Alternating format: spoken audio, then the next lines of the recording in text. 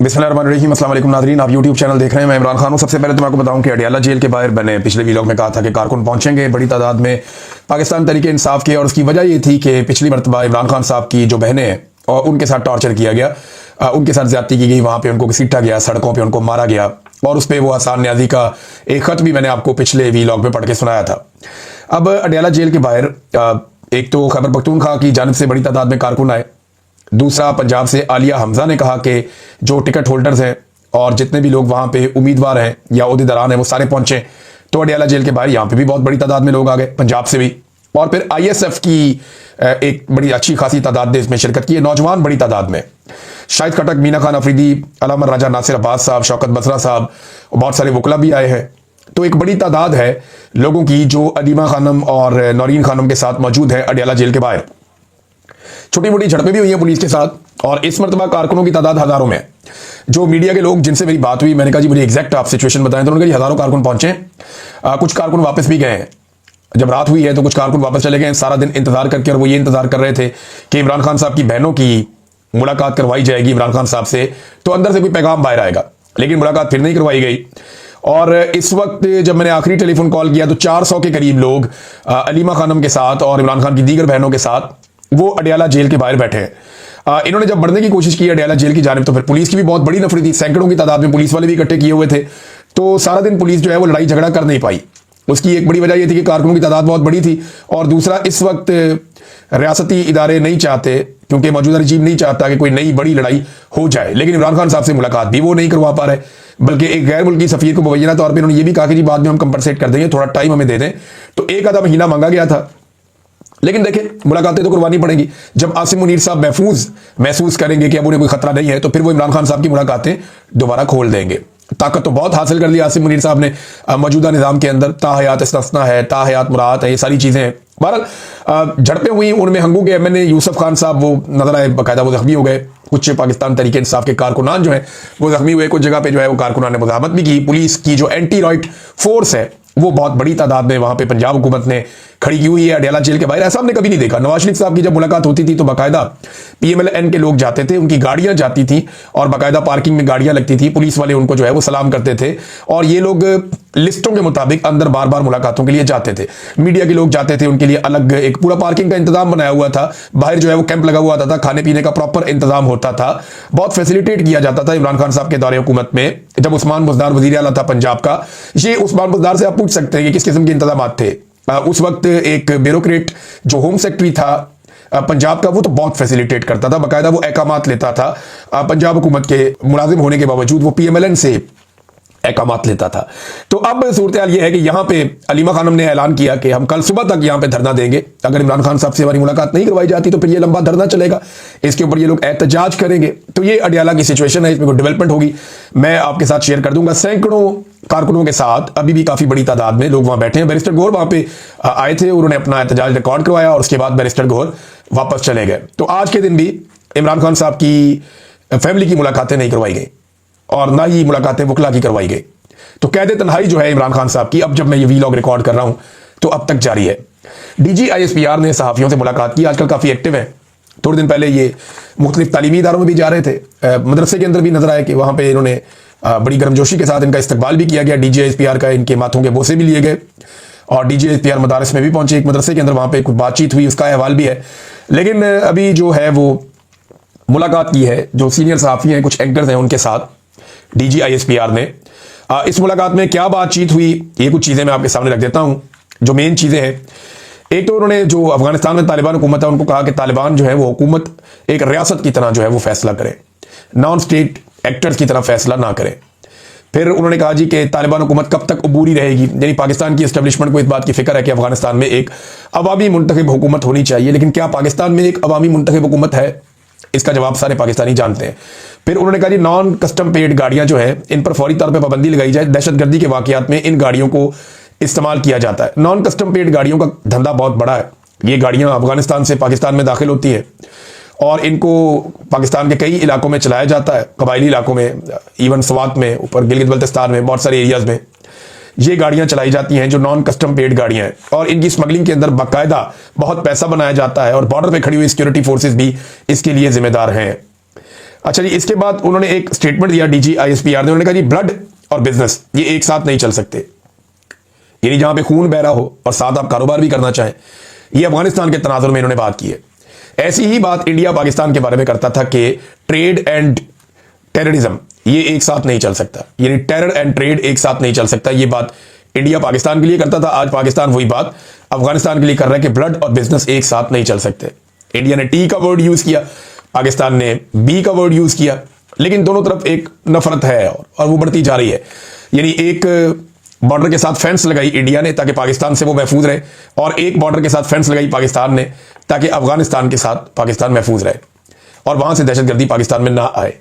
अब दोनों तरफ जो है वो कार्रवाइयां होती रहती हैं। इंडिया वैसे ही पाकिस्तान को पसंद नहीं करता और अब ऐसा लगता है कि पाकिस्तान भी उसी तरह से अफगानिस्तान को पसंद नहीं करता। ब्लड और बिजनेस एक साथ नहीं चल सकते। ये नहीं हो सकता कि हमारे पे हमले हो और हम तजारत करते रहे। एक और बात उन्होंने की, अफगानिस्तान के अवाम के हम खिलाफ नहीं है, हम दहशतगर्दी के खिलाफ है जो वहां से आती है।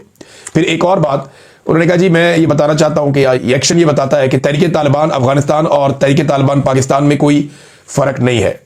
यानी TTA यही अफगान तालिबान और TTP तहरीक तालिबान पाकिस्तान, इनमें कोई फर्क नहीं है। ये फर्क पाकिस्तानी तो कभी भी नहीं समझते थे, लेकिन पाकिस्तान के जो मिलिट्री एस्टेब्लिशमेंट है इन्होंने दो हिस्सों में डिवाइड कर रखा था। एक पाकिस्तान की मिलिट्री एस्टेब्लिशमेंट ये कहती थी ये गुड तालिबान है, दूसरों को कहते थे बैड तालिबान है, और इन्हीं के जरिए से बहुत पैसा भी बनाया लोगों ने। यानी अली अमीन गंडापुर ने बताया और खैबर पख्तूनख्वा पुलिस ने बताया कि हमने जब भी कभी दहशतगर्दों को गिरफ्तार किया तो एजेंसियां आकर हमसे छुड़ा कर ले जाती थी कि ये हमारे असासे हैं, ये गुड तालिबान है, ये बुरे लोग नहीं है, तो इन्हें छोड़ दिया जाए। तो ऐसा बार बार होता रहा। लेकिन अच्छी बात है कि आज फौज ये कह रही है कि, और इन्हें समझ आ गई इस बात की, जो खेल इन्होंने बड़ा लंबा अरसा खेला कि गुड और बैड कुछ नहीं होता, जो हथियार उठा ले रियासत की मौजूदगी में और रियासत की रिट को चैलेंज कर दे, वो सब बैड ही होते हैं और उनके दरमियान में आप तफरीक नहीं कर सकते। उन्होंने कहा जी हम हक पर हैं, हक गालिब आएगा। फिर एक सियासी मामले पे उन्होंने गुफ्तगू की, क्योंकि जब DGISPR आते हैं तो कोई ना कोई सियासी बात तो हो जाती है। उन्होंने कहा जी कि एक सियासी जमात और दीगर अनासर के सोशल मीडिया अकाउंट बैरून मुल्क से ऑपरेट हो रहे हैं। ये तो नवाज शरीफ का अकाउंट भी बैरून मुल्क है, फजलुर रहमान का भी है, बेशुमार लोगों के जो अकाउंट्स हैं बैरून मुल्क से ऑपरेट हो रहे हैं। उन्होंने कहा कि ये सोशल मीडिया अकाउंट रियासत मुखालिफ मुहिम चला रहे हैं, ये DGISPR ने कहा। फिर उन्होंने कहा जी कि दहशतगर्दी के ऑपरेशन जो है वो 4910 किए गए हैं 4 नवंबर से अब तक, हजारों ऑपरेशन कर दिए। हर एक दिन के अंदर 232 ऑपरेशन एवरेज फौज कर रही है और 336 दहशतगर्दी के वाकयात हुए हैं। तो DGISPR ने एक लंबी चौड़ी प्रेस कॉन्फ्रेंस की है। उन्होंने ये भी कहा हम रियासत है, रियासत के तौर पर रद्दमल देते हैं। एक तो कोई इदारा रियासत नहीं होता, लेकिन अगर उन्होंने रियासत पाकिस्तान की नुमाइंदगी करते हुए ये बात की है फिर तो ठीक है, लेकिन रियासत जो है वो किसी इदारे का नाम नहीं है, इसके लिए आपको आइन को तब्दील करना पड़ेगा। DGISPR ने एक और बात कही कि ये बैरून मुल्क से अकाउंट जो है वो प्रोपेगेंडा करते हैं, रियासत मुखालिफ कोई बयानियां बनाते हैं। तो देखें, रियासत मुखालिफ बयानियां जो भी बनाएगा वो गलत है और उसकी तो सारे मजम्मत करेंगे, लेकिन इदारों की सियासत में मुदाखलत पर अगर लोग तनकीद करते हैं तो वो तो बिल्कुल दुरुस्त है, वो तो आइन भी इसकी इजाजत नहीं देता। इसके अंदर ना डिफरेंशिएट करना बड़ा मुश्किल हो जाता है। ये एक स्वीपिंग स्टेटमेंट देके सबको रगड़ देते हैं। ऐसे लोग जो पाकिस्तान के खिलाफ हैं या पाकिस्तानी रियासत के खिलाफ हैं, जो ये चाहते हैं पाकिस्तान तबाह बर्बाद हो जाए, उन लोगों को अलग रखना पड़ेगा।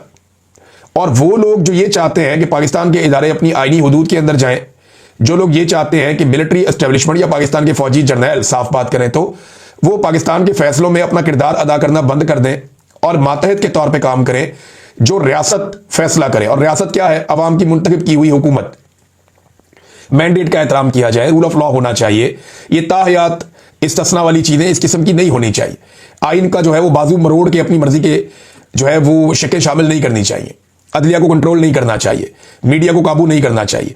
तो जो लोग इसके लिए आवाज उठाते हैं उन लोगों का तो पाकिस्तान को शुक्रिया अदा करना चाहिए कि उन्होंने पाकिस्तान में इंसाफ के लिए, पाकिस्तान में अवामी हुकूक के लिए आवाज उठाई है। पाकिस्तान के अंदर बैठ के ये मुश्किल हो जाता है, पाकिस्तान के बाहर से जो लोग उठाते हैं उन सबको सैल्यूट करना चाहिए। DGISPR जो तलबा को मिलने गए वहां पे एक मदरसे में, यूनिवर्सिटीज में तो जा रहे हैं, कॉलेजेस में जा रहे हैं, और उन्होंने ये भी कहा कि रोजाना की बुनियाद के ऊपर ये दौरे हमारे एंगेजमेंट जो तलबा के साथ है वो जारी है। अब मैं सिर्फ एक बात पूछना चाहता हूं कि ये DGISPR और इनके साथ दीगर बहुत सारे और साथी हैं, ये मीडिया को ये कहते थे इमरान खान साहब की हुकूमत गिराते हुए कि हम 93% मकबूल हैं। इमरान खान सिर्फ 7% है, 93% हम मकबूल हैं। और अगर ये 93% मकबूल है या इनका बयानिया इतना मजबूत है, तो आज एक एक यूनिवर्सिटी, एक एक कॉलेज में, मदरासिस में जाके वहां तलबा के साथ घंटों गुजारने की क्या जरूरत है? इसका मतलब यह है कि उस वक्त जो आपके पास इंफॉर्मेशन थी या तो वो गलत थी, या आप गुमराह कुन बात कर रहे थे, या आपको खुद नहीं पता था, या आप गलत बयानी से काम ले रहे थे कि आपकी मकबूलियत 93% है। ये गलत साबित हो गया, क्योंकि अब आपको इदारों में जा जाकर फर्दन फर्दन तलबा को मिलकर उनको समझाना पड़ रहा है कि जनाब असल बात क्या है और गलत बात क्या है। फिर तलबा बड़े सख्त सवालात भी करते हैं। अच्छा, मदरसे के जो तलबा ने सवालात किए, इसको शहजाद अकबर साहब ने भी बताया, एक दो और लोगों ने रिपोर्ट किया, मैं हैरान हो गया कि वहां से ज्यादा बेहतर और सख्त सवालात आए हैं। उन्होंने सवालात उठाए कि दहशतगर्दी काबू क्यों नहीं होती, ये दहशतगर्द आते कहां से हैं, कल तक ये हीरो थे, मुजाहिद थे, आज ये दहशतगर्द कैसे बन जाते हैं, आपका ऊपर बंदा बदलता है, पॉलिसी बदल जाती है। तलबा ने बड़े सख्त सवालात किए और यहां तक हो गया कि DGISPR को भी सख्त जवाब देने पड़ गए। बलूचिस्तान के मामले में बहुत सवालात हुए कि जो सरदार आपको पसंद होते हैं वो वहां पे इलेक्शन जीत जाते हैं, फिर उनको बड़ी बड़ी गाड़ियां और प्रोटोकॉल मिल जाते हैं, बाकी लोगों को दीवार से लगा दिया जाता है। फिर बलूचिस्तान के बच्चों के हाथों में बंदूकें किसने पकड़ाई, ये भी सवालात पूछे जाते हैं। तो बड़े सख्त सवालात हुए। कुछ सवालात के बारे में चुप करवाया गया, तलबा को उन्हें मौका नहीं दिया गया। लेकिन एक जुमला जो शहजाद अकबर साहब ने भी बताया DGISPR का, अगर तो ये जुमला वहां इन्होंने बोला तो बड़ी मायूसी वाली बात है। उन्होंने कहा जी कि बस हम हैं तो हम हैं, आपको पसंद नहीं है तो अमेरिका चले जाएं। ये क्या बात हुई भी? पाकिस्तान की फौज एक इदारा है जिसको पाकिस्तान की अवाम टैक्स के जरिए से पालती है और पाकिस्तान की अवाम अपनी हिफाजत के लिए रखती है। एक इदारा तो ये जुबान इस्तेमाल नहीं कर सकता कि हम हैं तो हम हैं, ऐसे तो नहीं होता। और पॉलिसी बनाना फौज का काम नहीं है, पॉलिसी बनाना तो सियासतदानों का काम है। सियासतदान बैठेंगे और वो पॉलिसी बनाएंगे। फजलुर रहमान ने बड़ा सख्त रद्द-ए-अमल दिया है ये जो ताहयात इस्तिस्ना इसके मामले के ऊपर। फजलुर रहमान साहब ने कहा जी कि क्या हमारे हुक्मरान जो हैं वो खुलफाए राशिदीन से भी बुलंद हो गए, कि हमारे खुलफाए राशिदीन खुद को पेश करते थे एहतसाब के लिए अदालत के सामने, वो अपने आप को पेश करते थे काजी के सामने कि ठीक है कोई चीज होती है तो हम जवाब दें, लेकिन क्या हमारे आज के हुक्मरान उनसे भी ज्यादा बुलंद हो गए हैं? फिर फजलुर रहमान साहब ने भी ये करार दे दिया कि ये गैर इस्लामी है, गैर शरई है। ये जो आपने अभी इस्तिस्ना ले लिया है ताहयात, इसकी इस्लाम में गुंजाइश नहीं है। और साथ उन्होंने एक मशवरा भी दिया, उन्होंने कहा कि सदर पाकिस्तान और अफवाज के जो सरबराहान है, फौजी सरबराहान और सदर पाकिस्तान, ये जो ताहयात इस्तिस्ना वाला मामला है, इसको खुद ही इस्तिस्ना को और मुराद को जो ताहयात उनको मिल रही हैं, इसको खुद ही मुस्तरद कर दें और खुद ही कहते हैं कि हमें ये नहीं चाहिए। वैसे इज्जत भी इसी चीज में है कि ये खुद से कहते हैं कि हमें ये चीजें नहीं चाहिए। नाज़रीन, एक और खबर है, ये खबर जब मुझे पहले मिली ना तो मैं हैरान हो गया। मुझे मेरे सोर्स ने फोन करके बताया जनाब कि खबर ये है, तो मुझे लगा कि नहीं ये मुमकिन नहीं है, ये IMF इसके ऊपर मानेगा नहीं। लेकिन अब मजीद जराए भी इसकी तस्दीक कर रहे हैं। शहबाज राना साहब ने भी इसका तस्करा किया, यहाँ पे एक और बड़े सीनियर जर्नलिस्ट हैं और उन्होंने भी इसके बारे में बात की। ये जो सीनियर जर्नलिस्ट हैं सनाउल्लाह खान साहब डॉन में है, इन्होंने भी वही बात कर दी और अब खबर जो है उसकी तस्दीक हो रही है। खबर बड़ी खौफनाक है। वो ये कहते हैं कि IMF की जो रिपोर्ट छपी है ना, ये रिपोर्ट 186 सफ़ात की छपी है, लेकिन ये 186 सफ़ात की रिपोर्ट नहीं थी। ये रिपोर्ट लगभग कोई 225 सफ़ात के करीब थी, यानी इसमें इतने ज्यादा डाटा मौजूद था, 220 225 के करीब इतने सफ़ात इसके थे। अभी एग्जैक्टली ये नहीं पता कि इसके टोटल सफ़े पहले कितने थे, लेकिन इसमें से बहुत सारे सफ़ात निकलवा दिए गए इस रिपोर्ट में से। उन सफ़ात में क्या था, ये एक बड़ा सवाल है। सोर्सेज ये बताते हैं कि पाकिस्तान के कुछ इंतहाई हसास मामलात हैं, उन पर भी IMF ने कुछ ऑब्जर्वेशंस दी थी इस रिपोर्ट के अंदर, और हुकूमत ने यह दरखास्त की IMF के साथ मिलकर मुबैना तौर पर कि जनाब ये सफ़ात बीच में से निकाल दिए जाए। तो वो सफ़ात बीच में से निकाल दिए गए, म्यूचुअली इसको एग्री किया गया और उसके बाद ये रिपोर्ट शाया कर दी गई है।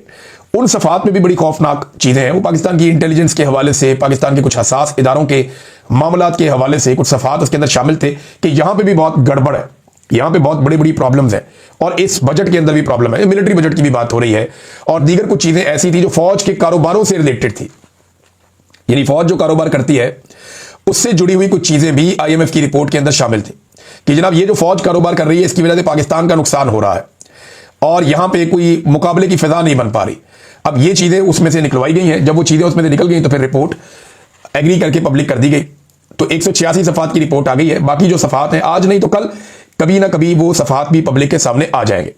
नाज़रीन, सुहेल वड़ाइच साहब ने एक बात की है, इनसे मैं इस बात से ना इत्तफाक करता हूं सुहेल वड़ाइच साहब से। उन्होंने कहा जी हुकूमती जमातों के पास एस्टेब्लिशमेंट की हर बात मानने के अलावा कोई चारा नहीं है, क्योंकि दूसरी तरफ इमरान खान खड़ा है जो इन्हें कोई स्पेस देने को तैयार नहीं है। अच्छा, इमरान खान साहब स्पेस नहीं देना चाहते, इस बारे में ना मैं कुछ चीजें आपके सामने रखता हूं। सुहेल वड़ाइच साहब खुद भी गवाह हैं, वो उस मुलाकात में शामिल थे, मैं भी वहीं पे था। इमरान खान साहब ने 4 चीजों पे हुकूमत को स्पेस देने का 2022 में ही कह दिया था और उन्होंने कहा था जब भी आप इन 4 चीजों पे बैठेंगे मैं आपके साथ बैठ जाऊंगा और इन 4 चीजों के ऊपर मेरा कंसेंसस हो जाएगा आपके साथ। मैं इनके ऊपर हर किस्म का ताउन करने को तैयार हूं। वो 4 चीजें कौन सी थी जो इमरान खान साहब ने उस वक्त कही थी? नंबर 1, फौज का सारे मिलकर सियासत में किरदार खत्म कर देते हैं। सुहेल बड़ाई साहब भी थे, 2-3 और जर्नलिस्ट भी थे सीनियर, शायद मुजीबुर रहमान शामी साहब भी थे उसमें। उन्होंने कहा जी नंबर 1, फौज का सियासत में किरदार खत्म करना है तो मैं साथ बैठने के लिए तैयार हूं। नंबर 2, इमरान खान ने कहा था कि इलेक्शन करवाने का एक ऐसा न्यूट्रल सिस्टम कायम किया जाए जिसके बाद कभी भी इलेक्शन मुतनाज़ ना हो, इसके लिए भी मैं साथ बैठने के लिए तैयार हूं। नंबर 3, मईशत के ऊपर एक रोड मैप तैयार कर ले, फिर उसके ऊपर आइंदा कोई सियासत नहीं करेगा, इसके लिए भी मैं साथ बैठने के लिए तैयार हूं। नंबर 4, एहतसाब के लिए भी एक तरीकाकार बनाया जाए, साफ और शफाफ। तो इमरान खान साहब ने कहा था इन 4 चीजों के लिए मैं किसी भी सियासी जमात के साथ या सारी सियासी जमातों के इकट्ठ के साथ बैठने के लिए तैयार हूं। इन पे आप किसी नतीजे पे पहुंच जाए, पाकिस्तान आगे निकल जाएगा। तो ये स्पेस तो इमरान खान साहब ने सुहेल बड़ाई साहब आपकी मौजूदगी में इन सियासी जमातों को दी हुई थी, लेकिन अब बहुत टाइम गुजर गया, बड़ा जुल्म हो गया इमरान खान पे। लेकिन अभी भी अगर बात की जाए तो ये वो चीजें हैं जिनके ऊपर बैठ के कोई ना कोई नतीजा निकाला जा सकता है। नाज़रीन, पाकिस्तान में गैस की कीमतों में इजाफा कर दिया गया है, 7.14% मजीद गैस की कीमतों में इजाफा हुआ। पैसों में, रुपयों में नहीं हो रहा, परसेंटेज में हो रहा। अब ये जब आप गैस खरीदेंगे तो आपको पता चलेगा कितना इजाफा है।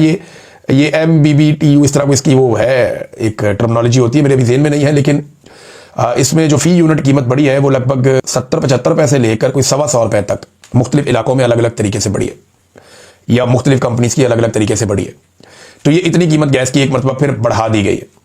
तो ये नाज़रीन इनका तरीक़ाकार है, लगातार कीमतें बढ़ाई जाओ, आवाम की कमर तोड़ी जाओ और पैसा इकट्ठा करके किसी ना किसी तरह मुल्क का पहिया घसीटो, मुल्क को किसी भी तरह करके, क्योंकि आवाम काम करने को तो तैयार नहीं है। लोग पाकिस्तान छोड़कर बाहर भागना चाहते हैं, एयरपोर्टों पे इन्होंने पहरे लगा दिए और बाहर से कोई पैसा लेकर पाकिस्तान में आना नहीं चाहता। नाज़रीन, एक और अफसोसनाक खबर है, उसकी अपडेट मैं आपको दे देता हूँ। ये हादी अली चट्ठा और ईमान मजारी साहबा का मामला है, एक मुतनाज़ ट्वीट का मामला है। अदालत के अंदर इसको रगड़ा दिया जा रहा है। अब जो एक स्टेट काउंसिल शकील जट साहब को लाया गया मैदान में, उन्होंने बड़ा अजीब इंकशाफ कर दिया। उन्होंने कहा जी मुझे 4 बजे पता चला कि कोई फाइल ही नहीं, फिर मुझे 15 सवालात दे दिए गए। मुझे ये भी नहीं पता कि ये सवालात किसने दिए हैं, यानी कौन लिख लिख के सवालात दे रहा है। बस मुझे कहा गया आपने कल ये सवालात कर लेने हैं। फिर उन्होंने कहा जी मैं तो फेयर ट्रायल के हक में हूं, ये डिक्टेट किए गए सवालात मैं नहीं करता, मेरा ज़मीर ये गवारा नहीं करता। फेयर ट्रायल सबका हक है, अदालत तैयारी के लिए मुझे मुनासिब वक्त दे। और हादी अली चट्ठा और ईमान मजारी, इनसे प्रॉब्लम यह है कि ये मिलिट्री एस्टेब्लिशमेंट के खिलाफ तनकीद करते हैं। ईमान मजारी ने यहां तक कह दिया समात में कि यहां पर जजेस भी गायब हो जाते हैं। हम एजेंसियों की बात कर रहे हैं, उन एजेंसियों की जो अदालती मामलात में मुदाखलत करती है। हम जो बातें कर रहे हैं वो हकीकत है, आंखें बंद करने से कुछ नहीं होगा। हादी अली चट्ठा ने यह भी कहा। एक कर्नल साहब सबको कंट्रोल कर रहे हैं, ये ईमान मजारी साहबा ने कहा। तो नादरीन, इनके साथ दोनों मियां बीवी के साथ सख्त ज्यादती हो रही है और बात सिर्फ इतनी है कि ये इंसानी हकूक के लिए आवाज उठाते हैं, चाहे वो बलूचिस्तान में हो, चाहे वो कबायली इलाकों में हो, चाहे वो इस्लामाबाद, लाहौर, पंजाब, सिंध, कहीं पे भी हो। ये हर जगह पे जहां पे जुल्म और ज्यादती हो रही है उसके खिलाफ आवाज उठाने की कोशिश करते हैं। तो ऐसी आवाजों को दबाना पाकिस्तान की एस्टेब्लिशमेंट अपनी जिम्मेदारी समझती है। आज जो स्टेट काउंसिल है वो खुद कह रहा है कि मुझे लिखे लिखाए सवाल दे दिए, किसने लिखे ये भी नहीं पता। अंदाजा करें अदालतों को कैसे कंट्रोल किया जा रहा है। अब तक इतनी, अपना ख्याल रखिएगा, अपने चैनल का भी। अल्लाह हाफ़िज़।